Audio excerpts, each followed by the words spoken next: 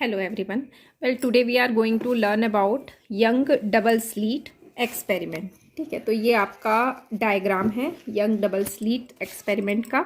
यहाँ पे आपका जो S जो है वो एक सोर्स है और ये सोर्स से दो स्लिट, एक स्लिट आपकी S1 और S2 स्लिट जो है वो आपका क्रिएट किया गया है। जैसे ब्लेड होता है ना, स्लीट का मतलब वही होता है ब्लेड।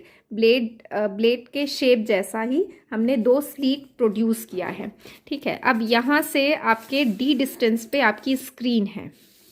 ठीक है, तो यहाँ पर आपका इस तरह से स्लीट क्रिएट करने का रीज़न ये है ताकि हम दो कोहेरेंट सोर्सेज हम क्रिएट कर पाएँ।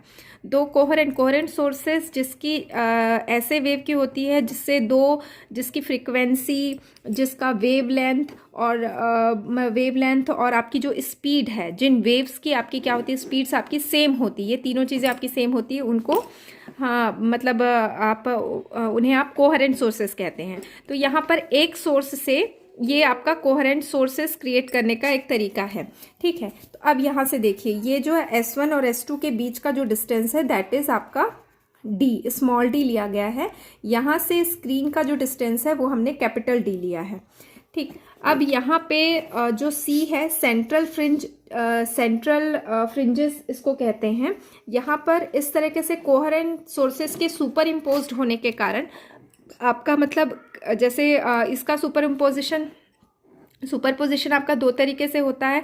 एक तो आपका हो गया क्रीस्ट से क्रीस्ट, जब आपका मिलता है तब हमारे यानी ब्राइट फ्रिंजेस बनती हैं, और जब क्रीस्ट और ट्रफ है ना, यानी मैं इसकी बात कर रही हूँ बेसिकली। अगर इस तरीके से आपके दो वेव हैं है ना, तो क्रीस्ट और क्रीस्ट अगर एक तरीके से बनता है तो यहाँ पर की ब्राइटनेस आपकी मतलब आपके ब्राइट फ्रिंजेस बनती हैं। लेकिन अगर आपका एक कंस्ट्रक्टिव होता है और दूसरा डिस्ट्रक्टिव होता है, ठीक है, तो इस तरीके से अगर आएगा तो हमारी डार्कनेस क्रिएट होगी। तो यहाँ पर एक C पॉइंट एक ऐसा लिया गया है जहाँ पर मैक्सिमम ब्राइटनेस आपकी क्या हो रही है, क्रिएट हो रही है। उस पॉइंट को C लिया गया है जहाँ पर कि ब्राइटनेस सबसे ज़्यादा मैक्सिमम है। ठीक है, अब वहाँ से अब वी हैव टू फाइंड कि P पॉइंट पे क्या आपका मतलब P पॉइंट पे पाथ डिफरेंस कितना है। जो भी वेव है ना, S1 वेव आपकी यहाँ से ट्रैवल करते हुए P पॉइंट पे पहुँचती है। ठीक है, मतलब वो S1P डिस्टेंस उस वेव ने ट्रैवल किया। ठीक है, सिमिलरली S2 वेव से जो भी वेव आपकी आ रही है वो P डिस्टेंस तक पहुंचती है, तो उसने S2P डिस्टेंस उसने क्या किया, ट्रैवल किया। ठीक है, अब अगर उसका क्रीस्ट और क्रीस्ट, दोनों वेव का क्रीस्ट अगर आपस में यहाँ पे P पॉइंट पे मीट करेगा तो वो ब्राइट फ्रिंज होगा। और अगर यानी दोनों का अगर मतलब यानी दोनों का एक का क्रीस्ट और एक ट्रफ अगर क्रिएट होता है तो वो आपका क्या होगा, डार्क फ्रिंजेस होगा। ठीक है, डिपेंड्स अपॉन कि वो क्या क्या आके वहां पर मीट करता है। तो सबसे पहले हमको निकालना पड़ेगा path difference. We have to find the value of path difference. तो पाथ डिफरेंस मतलब क्या हो जाएगा, S1P और S2P का डिफरेंस, S1P माइनस S2P, यहां से आपका निकलेगा पाथ डिफरेंस। ठीक है, सो फॉर दिस हमने क्या किया, देखिए यहाँ पर आपके पास एक राइट एंगल ट्रायंगल है S1P और K। हमने K यहाँ पर एक परपेंडिकुलर हमने खींचा है। यहाँ पर आप अप्लाई कर लीजिए पाइथागोरस थ्योरम। ठीक है, तो यहाँ पर आपके पास देखिए, आपके पास इतना जो डिस्टेंस है P से लेके C तक का जो डिस्टेंस है दैट इज़ योर X।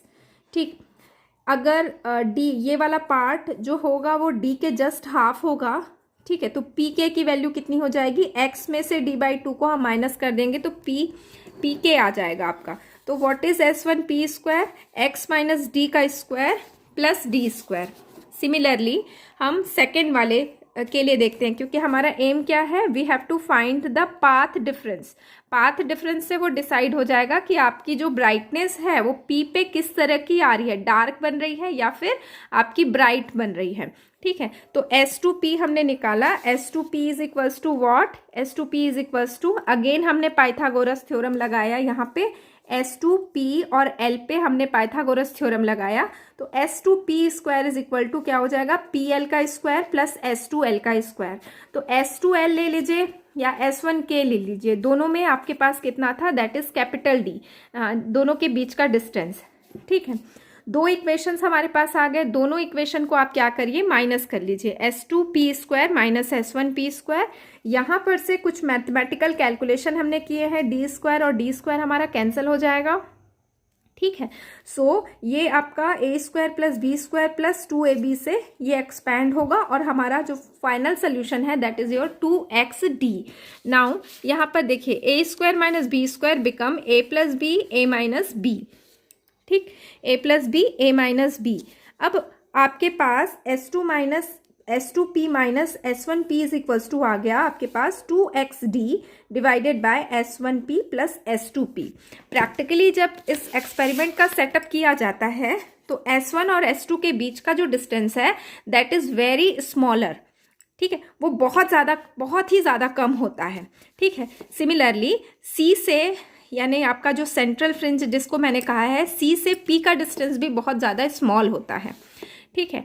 तो इन मतलब यानी अप्रॉक्सीमेटली कह सकते हैं कि अगर ये वाला जो डिस्टेंस है S1 और S2 का जो डिस्टेंस हमने लिया है, यानी S1 और S2 बहुत ज़्यादा क्लोज टू ईच अदर है, तो S1 से P का डिस्टेंस लूँ या S2 से P का डिस्टेंस लूँ, और वो जो डिस्टेंस है, ये दोनों का जो डिस्टेंस है, क्योंकि they are very close to each other, we can consider it to be equal to capital D, ठीक है। क्योंकि वही वाला आपका एक मतलब कंसेप्ट आ जाता है कि अगर आप मतलब जो एरर आएगा, अगर आप लेते भी हैं आइडियल तरीके से, तो जो एरर आएगा वो बहुत ही कम आएगा, ठीक है। तो यहाँ पर S1p plus S2p we can consider it to be equal to capital D।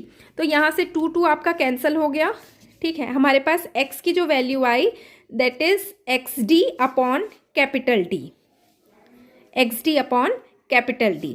अब ब्राइट फ्रिंजेस के लिए आपका जो पाथ डिफरेंस है वो आपके पास n लैम्डा होना चाहिए, ठीक है। तो यहाँ से हमने x की वैल्यू निकाल ली, बट अगर P पे हमारा डार्क फ्रिंजेस क्रिएट हो रहा है तो यही जो पाथ डिफरेंस है वो आपकी होनी चाहिए 2n-1 d upon d into d।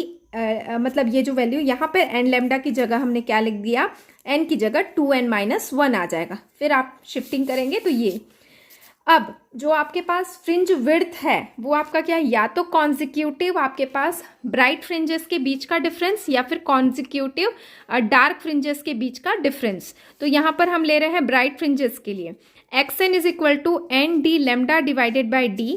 उसके जस्ट बाद जो ब्राइट फ्रिंजेस आएगा जिसको हम कॉन्जिक्यूटिव बोलेंगे, n की जगह n+1 रख दीजिए।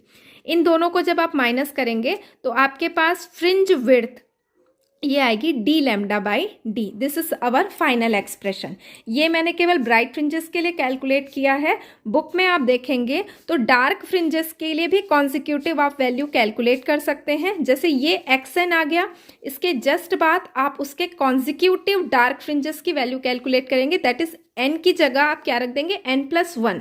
आप कैलकुलेशन करेंगे, आपकी जो फ्रिंज विड्थ है बीटा उतनी ही आएगी, d lambda by d। Thank you.